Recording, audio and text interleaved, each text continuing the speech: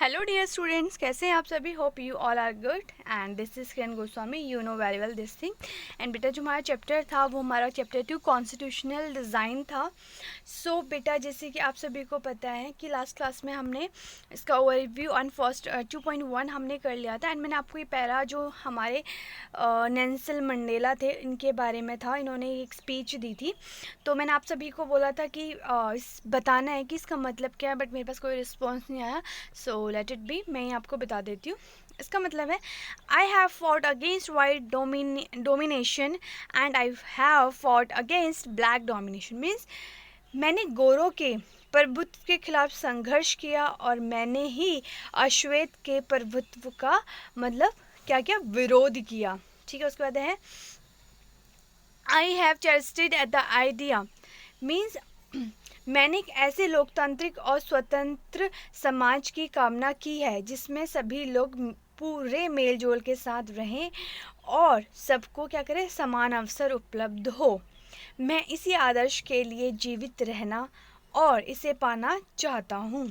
ठीक है, it is an ideal for which I am prepared to die. और अगर ज़रूरत पड़ी तो इसी आदर्श के लिए मैं जान देने के लिए भी तैयार हूँ, इसका ये मतलब है।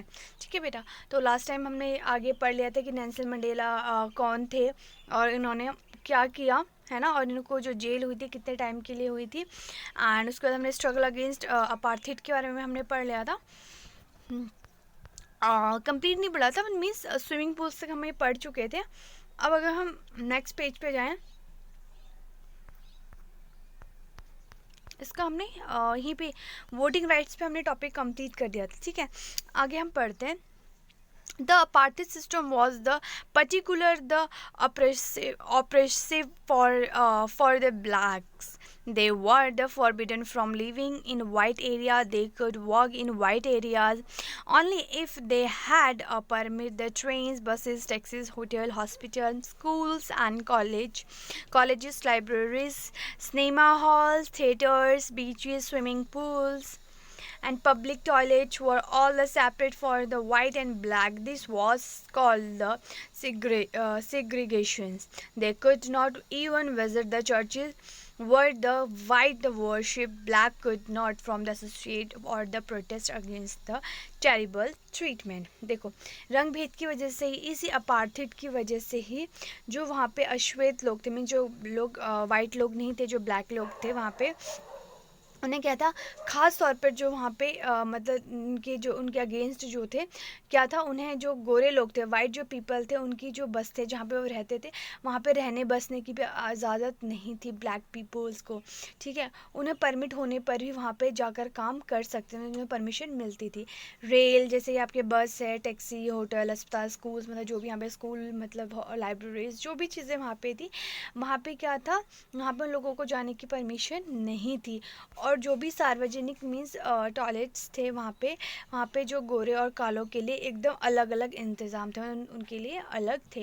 मतलब इस अलग अलग का जो मतलब पूरा जो वहाँ पे चीज़ें थी, मतलब white people and black peoples दोनों के लिए वहाँ पे अलग अलग की गई थी।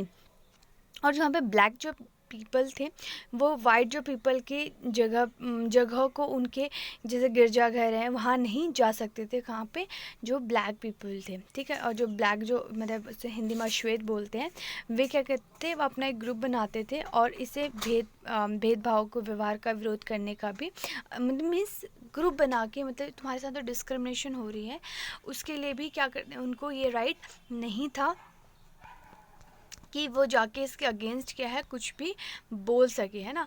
Black could not from the association, मतलब वो ऐसे कोई संगठन नहीं बना सकते थे और क्या कि वो इस भेदभाव के खिलाफ क्या है बोल सके, है ना।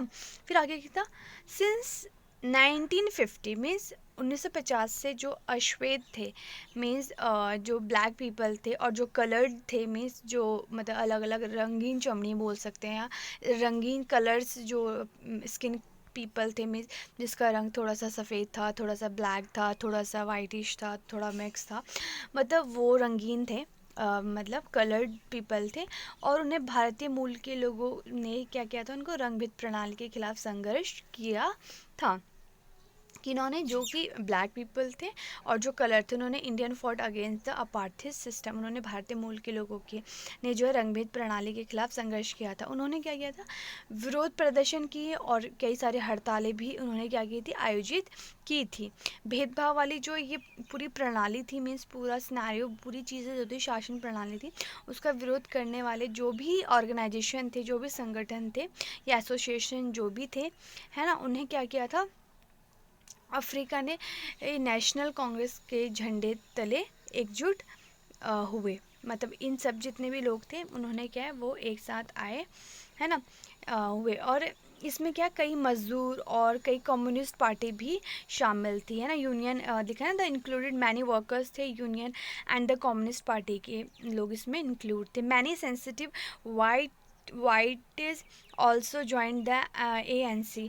मतलब और भी जो लोग थे, अनेक जो समझदार और सब गोरे लोग भी इस रंगभेद, मतलब अपार्थाइड को समाप्त करने के आंदोलन में अफ्रीका नेशनल जो कांग्रेस के साथ आए थे। और उन्होंने क्या किया, संघर्ष में अपनी मेन, मतलब बहुत ज़्यादा अहम क्या किया था उन्होंने, मतलब भूमिका निभाई थी।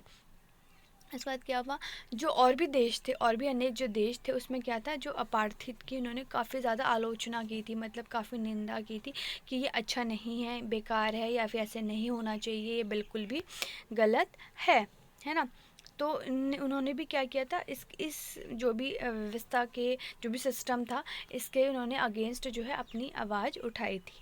लेकिन जो गोरे लोग थे, जो उनकी सरकार थी, है ना, उन्हें हज़ारों जो मतलब ब्लैक जो पीपल थे या फिर जो कलर्ड जो थे, उनकी क्या हत्या, उन लोगों की हत्या और करते हुए क्या कहते, अपना उनकी हत्या करी और मतलब अपना शासन जो है स्टार्ट करते रहे। उन्होंने क्या किया, continue to rule by, rule continue करने के लिए उन्होंने क्या किया कि कई सारे लोगों को मार भी दिया, जो कि ब्लैक पीपल थे या फिर कलर्ड जो पीपल थे, उनको क्या है, मार भी दिया था इसी वजह से। ठीक है, तो समझ में आ गया था कि क्या था, स्ट्रगल अगेंस्ट अपार्थाइड के मतलब इसमें क्या स्ट्रगल उनका रहा। ठीक है, फिर टुवर्ड अ न्यू कॉन्स्टिट्यूशन, मतलब एक नए संविधान की ओर। इसमें कहता है as protest and struggle against apartheid had increase, the government realized that they could no longer keep the black under their rule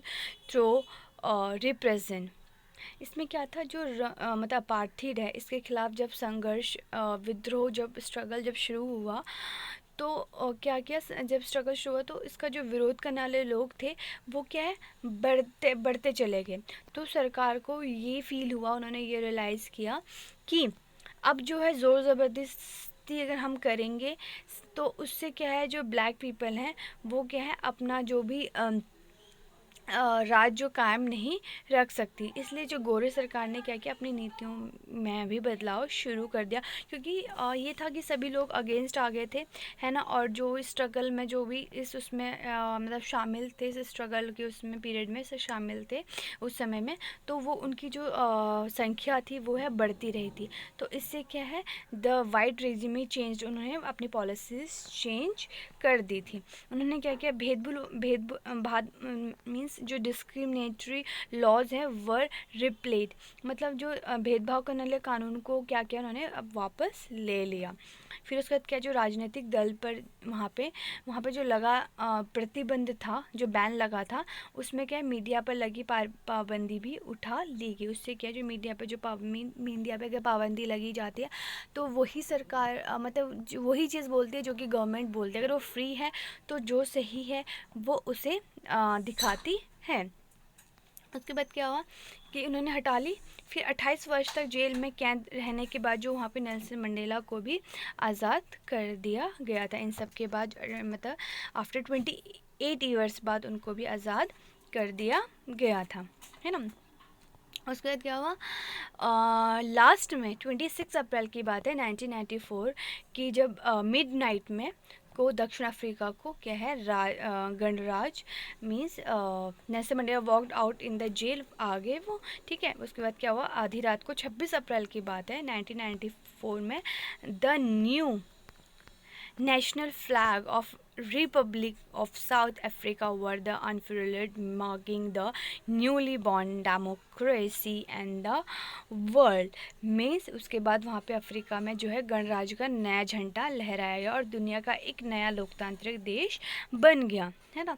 इसमें जो अपार्थित वाली जो शासन व्यवस्था थी वो भी बिल्कुल, रंग भेद वाली जो भी व्यवस्था थी वो बिल्कुल वहाँ पे ख़त्म हो गई।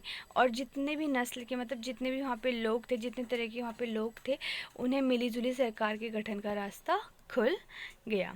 ठीक है, तो ये था हमारा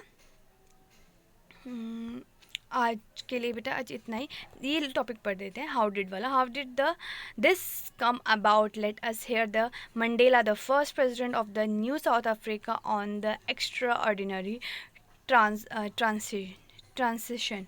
तो क्या हुआ, ये सब कैसे हुआ, हम इसके बारे में मैं पढ़ेंगे, और बदलाव कैसे, बदलाव, नए बदलाव आए दक्षिण अफ्रीका के जो पहले नेल्सन मंडेला के मुंह से जानते हैं, उनके अपने, मतलब उन्होंने क्या बोला, मतलब कैसे किया, उनके अपने उससे इसके बारे में जानते हैं।